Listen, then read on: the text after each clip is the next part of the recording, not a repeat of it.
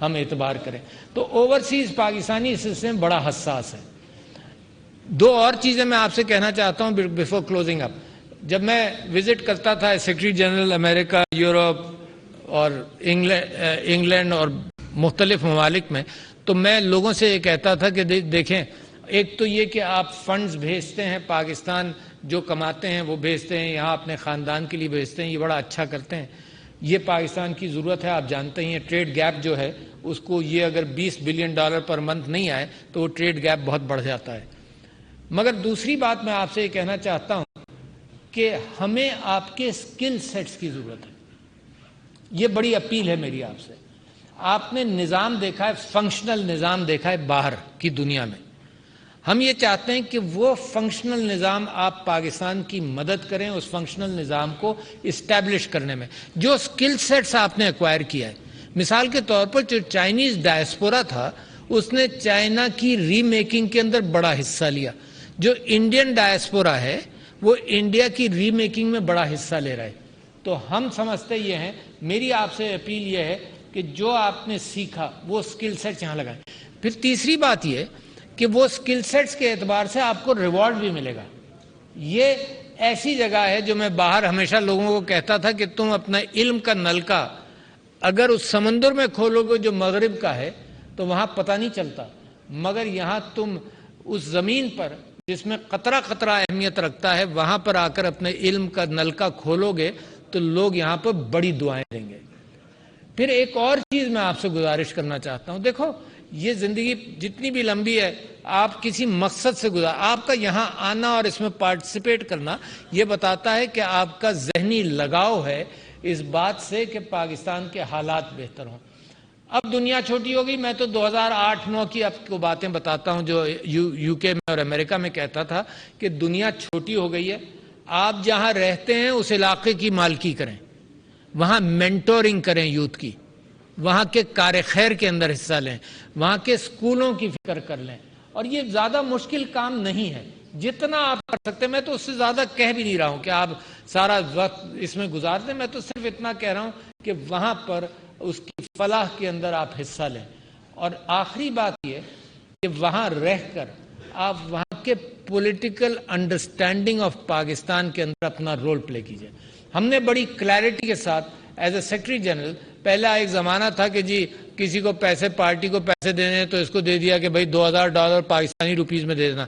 ہم نے کہا کہ ڈسپلن پارٹی یہ نہیں کرے گی، تو ہم نے اس کو رجسٹر کیا یو ایس اے کے اندر لمیٹڈ لائبلی کمپنی کے اعتبار سے، شاید 301C یا 501C چیپٹر تھا، اس کے اندر اس کو رجسٹر کیا. سارا پیسہ آفیشلی آیا اور ساتھ ساتھ آپ رجسٹر ہو گئے ایز اے لابی آلسو.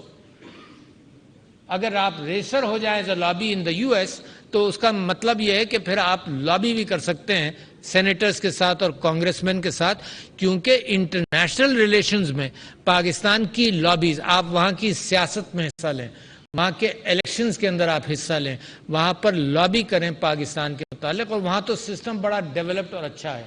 یہی بات میں یو کے کے لوگوں کو کہنا چاہتا ہوں، یورپ کے لوگوں کے اندر، کہ برسلز کے اندر اور لنڈن کے اندر ان ممالک کا انفلوئنس ہے دنیا کے معاملات پر، اور ان ممالک کی پاکستان کے حوالے سے جو مس انڈرسٹینڈنگز ہیں وہ آپ ہی لوگ دور کر سکتے ہیں.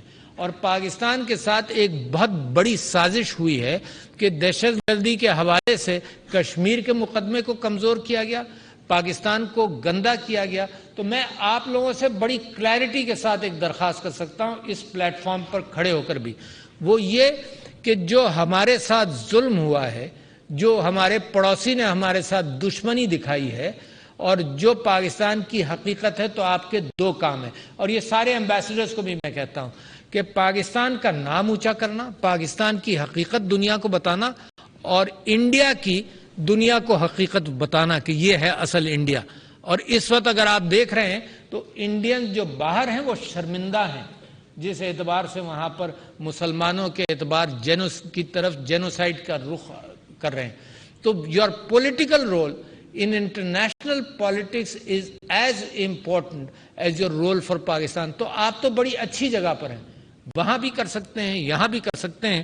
اور میں سمجھتا ہوں کہ ان چند باتوں کے ساتھ کچھ اور چیزیں پاکستان کی حکومت نے کی ہیں.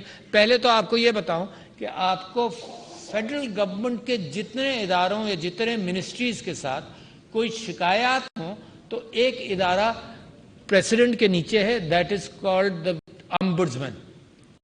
ٹیکس امبڈسمین ہے, وفاقی محتسب ہے امبڈسمین. تو امبڈسمین جو فیڈرل گورنمنٹ کے اداروں کے خلاف کوئی شکایت ہو, کوئی کام پھنسا ہوا ہو, کچھ ہو, تو اس ادارے کو ٹیسٹ کیجئے. یہ 60 دن کے اندر فیصلہ کرتا ہے. 99.9% cases are decided within 60 days. اور لاکھوں کیسز ہم دیکھتے ہیں. اپیل میرے پاس آتی ہے تو ذرا سا لمبا ٹائم ہو جاتا ہے, مگر یہ سارے cases within 3 or 4 months 5 months زیادہ سے زیادہ یہ سارے کیسز کا فیصلہ ہو جاتا ہے. تو لہٰذا ایک تو وہ ہے.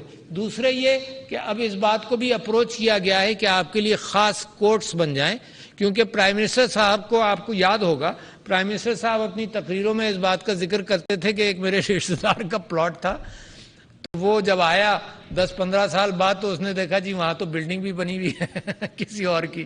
تو یہ کیفیت اوورسیز پاکستانیز کے ساتھ زیادہ ہوئی ہے, کیونکہ یہاں کوئی دیکھ بھال کرنے والا نہیں. ہوئی تو میرے ساتھ بھی ہے, میرے پلاٹ پر بھی قابض ہو گئے لوگ, اور میں نے کہا نہ میں نے عدالت جانا ہے نہ میں نے مقدمہ کرنا ہے, میں نے تو رائٹ آف کیا. مگر میں سمجھتا ہوں کہ انصاف ملنا چاہیے.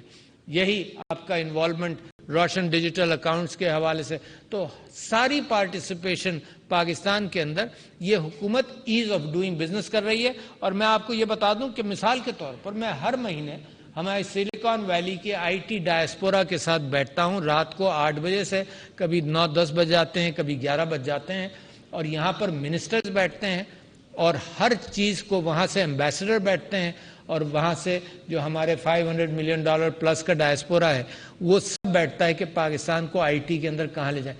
تو ریئل ہینڈز آن اوورسیز کے لیے ایز آف ڈوئنگ بزنس کا اہتمام کر رہے ہیں. بہت بڑا پرانا انرشیا ہے, بہت بڑا پرانا بیک لاگ ہے چیزوں کا, مگر اگر میری اور آپ کی سوچ کلیئر رہے, میرا اور آپ کا ویژن پاکستان کے اعتبار سے کلیئر رہے, تو کوئی طاقت دنیا کی پاکستان کو آگے بڑھنے سے نہیں روک سکتی. یہ میرا کنوکشن ہے. بہت شکریہ. السلام علیکم. صدر ڈاکٹر عارف الوی